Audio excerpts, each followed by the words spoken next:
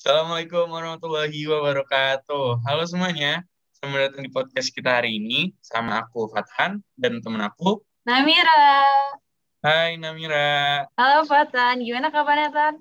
Alhamdulillah baik nih. Kamu gimana kabarnya Nas?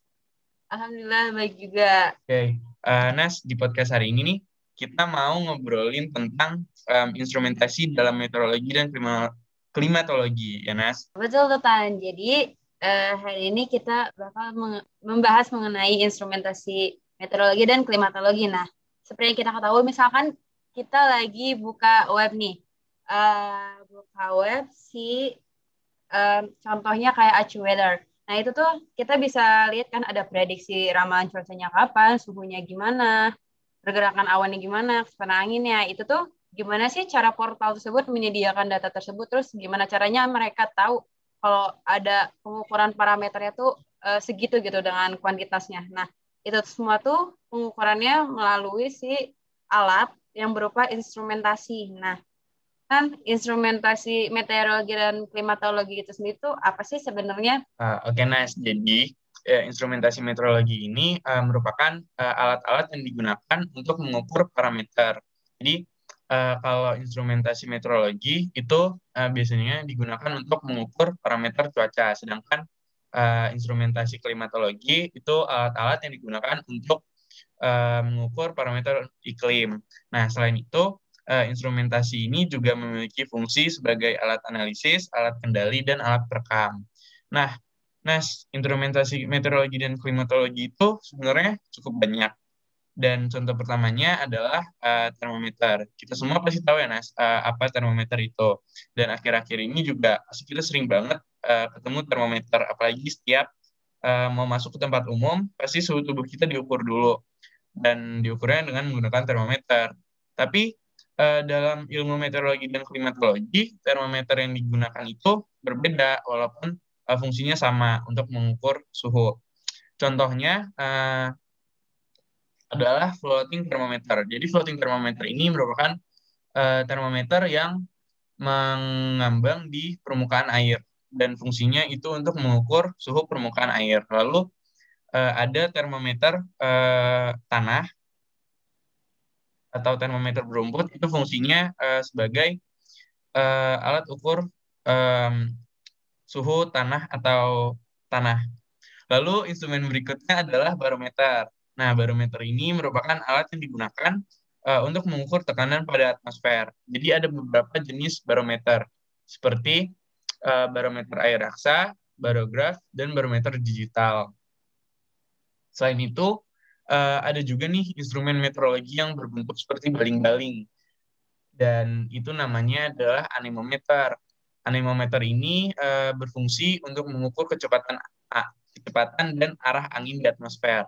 Jadi seperti yang bisa dilihat gambar, anemometer ini berbentuk baling-baling dan memanfaatkan angin.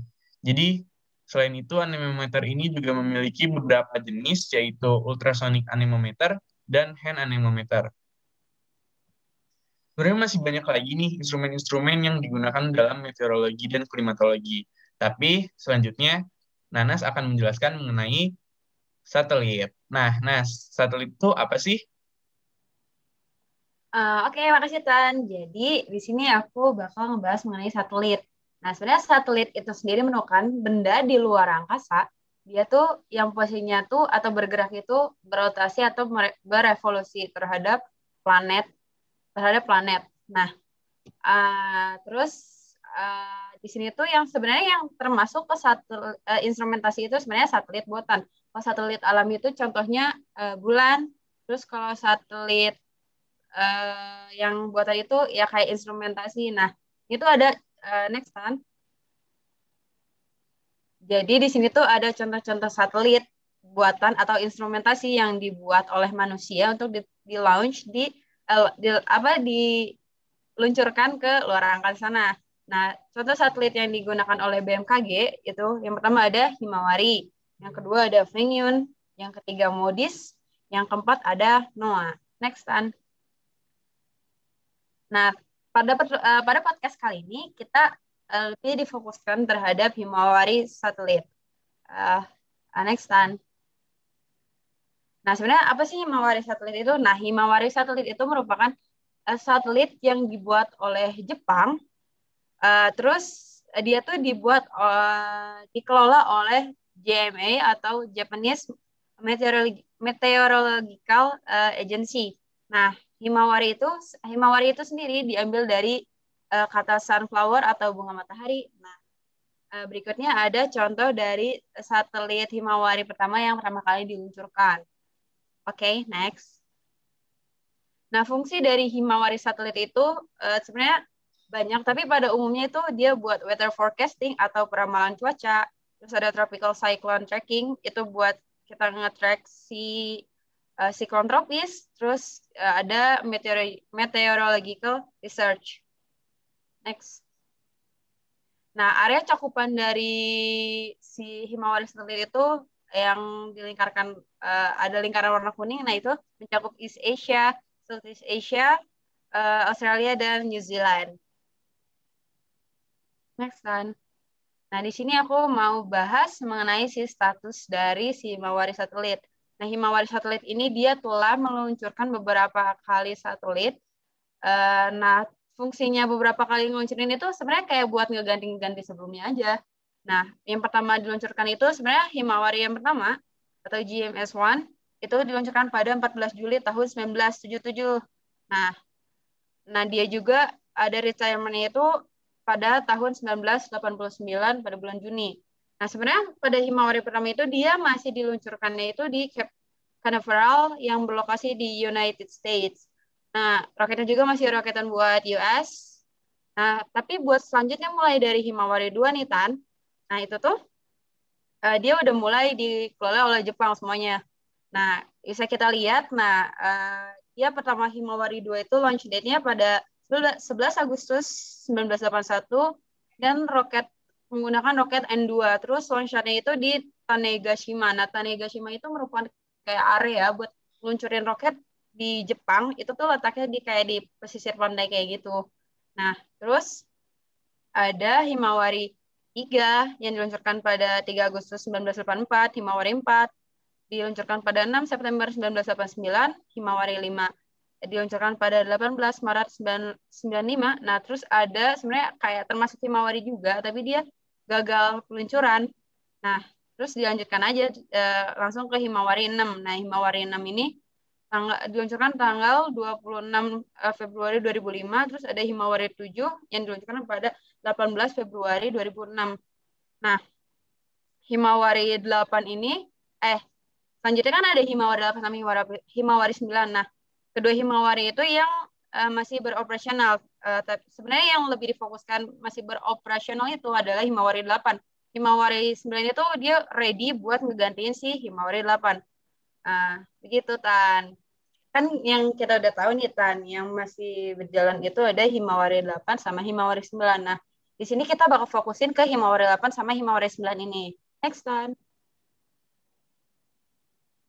Yang pertama ada Himawari 8. Nah, di sini aku bakal bahas ini, Tan, apa kayak spesifikasi dan profil mengenai Himawari 8 ini.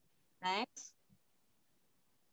Nah, Himawari 8 itu mission type-nya itu weather satellite.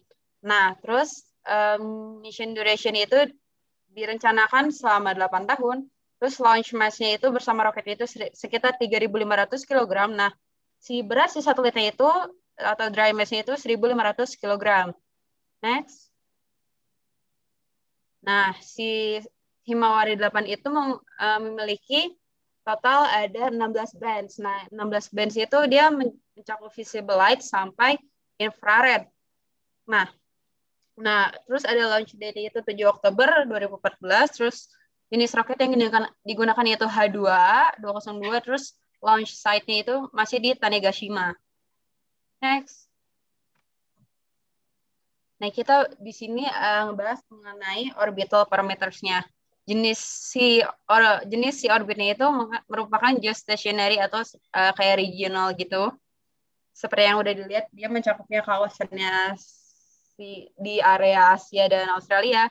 Terus ada longitude-nya sekitar 140,7 derajat east. Terus altitude dari si permukaan bumi itu 35.800 km dan period Periode itu gimana caranya si satelit itu dari satu titik kembali ke satu titik lagi setelah berorbit. Nah, itu tuh sekitar waktunya 14.436,13 menit. Nah, Tan, di sini aku bakal nunjukin cuplikan dari Himawari 8 ini nih, biar lebih kebayang istilahnya. Boleh, Tan, diputar.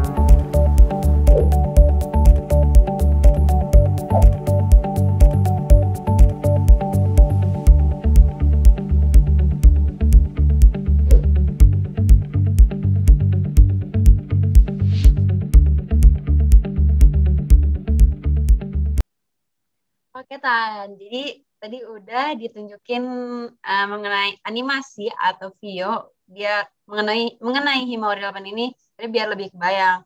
Jadi udah tahu kan, jadi si Himawari 8 itu kayak dia tuh paling bagus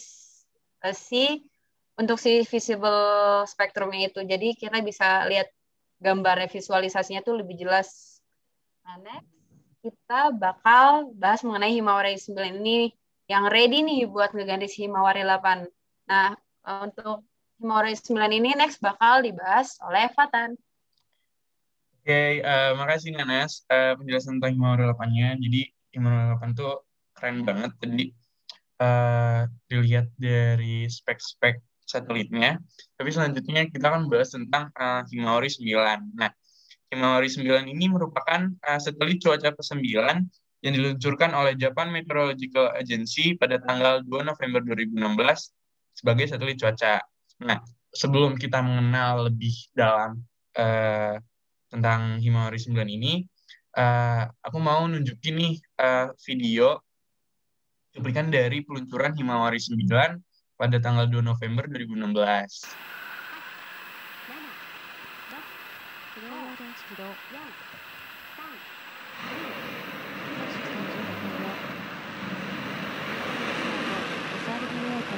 Itu 正式小衛星マーリ9号を搭載した H2A ロケット31号機は平成28年11月2日午後3 jadi tadi kita udah lihat nih video mengenai peluncuran Himawari 9. Nah, satelit Himawari 9 ini diluncurkan dengan menggunakan roket H2A pada landasan terbang di Tanegashima Space Center. Lalu Himawari 9 ini memiliki mission duration selama 8 tahun dan mission type merupakan weather satellite. Nah, tahu nggak sih Nas? Jadi Himawari 9 ini sebenarnya direncanakan untuk diluncurkan pada tanggal 1 November. Namun karena ada masalah cuaca, peluncurannya jadi dimundurkan ke hari esok atau tanggal 2 November 2016. Jadi satelit ini juga direncanakan untuk mengorbit selama 8 tahun dan memiliki launch mass seberat 3.500 kg dan prime mass seberat 1.300 kg. Lalu satelit ini memiliki jenis orbital yaitu geostationary dengan longitude 140 derajat east. Nah, status dari Himawari 9 saat ini adalah dia lagi standby untuk menggantikan Himawari 8 ketika Himawari 8 sudah waktunya untuk retire. Selanjutnya, kita akan membahas tentang pengaplikasian satelit atau data-data dari satelit. Untuk mengakses data citra dari satelit Himawari, kita dapat mengunjungi situs BMKG. Seperti yang bisa dilihat pada gambar, data dari satelit pada website BMKG dapat digunakan untuk mengetahui data jenis awan. Produk ini adalah hasil kolaborasi penelitian dengan GMA untuk mengidentifikasi secara objektif jenis awan yang ditangkap oleh band infrared dan visible dari satelit Himawari. Nah, produk ini diupdate setiap 1 jam sekali. Selain itu, kita juga dapat melihat potensi hujan dan juga persebaran abu vulkanik nih, Nas. Dan seperti dapat dilihat di gambar, itu ada citra dari sebaran vulkanik dari gunung-gunung seperti Gunung Merapi, Gunung Agung, Gunung Sinabung, terus ada Gunung Krakatau, lalu juga ada Gunung Dukono. Gitu, Nas. Selanjutnya, kita juga dapat mengakses website Meteorological Satellite Center of GMA yang akan dijelaskan oleh Nanas. Oke, terima kasih, Tan. Jadi, selain situs BMKG tadi, kita bisa langsung mengunjungi si situs dari GMA itu sendiri, si agensi dari si satelit Himawari ini atau Japanese Meteorological Agency. Nah, dari GMA itu dia kayak sebenarnya jatuhnya kayak lebih ke bahan mentah, kayak mentahan si visualisasi satelitnya itu kan beda sama yang BMKG tadi. Itu udah ada pengklasifikasian. Nah, kalau si GMA itu lebih ke bahan mentahnya. Nah, next time.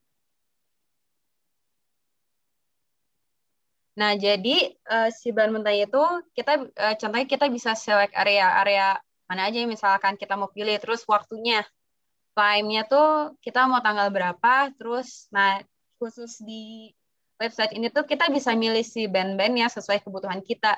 Nah, setelah yang diberitahu tadi, jadi Himawari 8 itu memiliki 16 band, mulai dari visible light sampai infrared. Terus di sini juga dia ada si satelit aktifnya, jadi kita bisa lihat kondisi di bumi itu pada malam hari. Nah, terus nanti hasilnya tuh berupa animasi, terus dalam pemilihan animasinya tuh kita bisa pilih mau dalam 1 jam, berapa jam, atau bahkan bisa sampai 1 hari. Gitu sih. Gitu guys, jadi kalau misalkan mahasiswa nih butuh bahan mentah buat visualisasi dari satelit atau penginderaan jauh, kita bisa mengunjungi si GMA itu, si situs GMA. Oke, dengan berakhir pembahasan satelit Himawari dari Nanas tadi, berarti kita juga sudah berada di penghujung podcast untuk hari ini. Berarti sekarang saatnya aku dan Nanas pamit undur diri. Terima kasih semuanya udah mau dengar podcast kita. Sampai jumpa di podcast-podcast berikutnya. Bye-bye.